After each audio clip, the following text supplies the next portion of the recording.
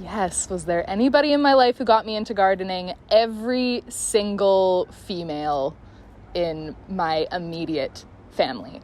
My name's Allie Sherman. It's June in Vancouver, British Columbia, Canada, and this is my little green space, my little garden project. Yay!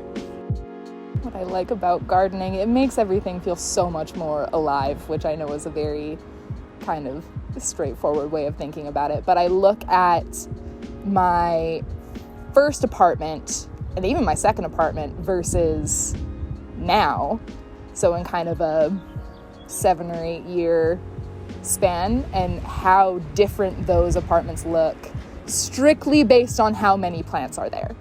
Because it's a lot of the same stuff, it's a lot of the same furniture, a lot of the same decor, but I didn't have as many. I started to kind of dabble in plants in my second apartment, and it just looks so different, and it looks so much better now.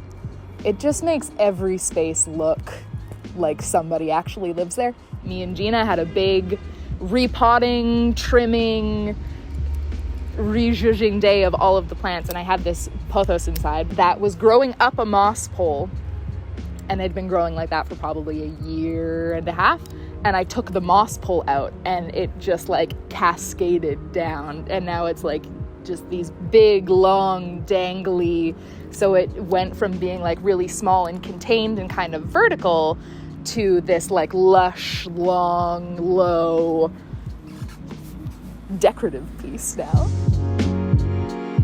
I get technical when I have to.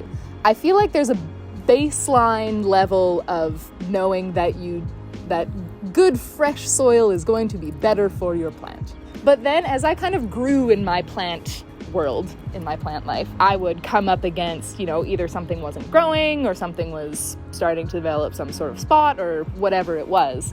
And then that's when you head to Google and you start to piece together what this plant actually wants. If a plant has died, you'll never know what you did to kill it. Yeah. Too much water, too little water, too much sunlight, too little sunlight.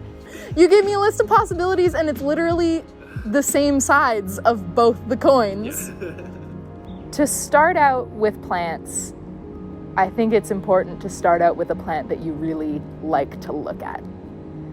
Because yes, there are plants that are lower maintenance than others, but unless you really like the plant, you're gonna forget about it, or you're gonna fall off in its care, or you're going to the millions of reasons that plants end up dying.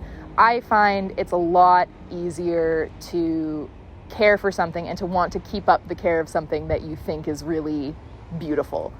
So start with a fiddly fig. I don't care. Start with something that you actually like, and then kind of figure out its care, and then go from there. Because that's what's gonna keep you interested, is if you actually like what you're looking at, not just a plant for the sake of a plant. Yeah.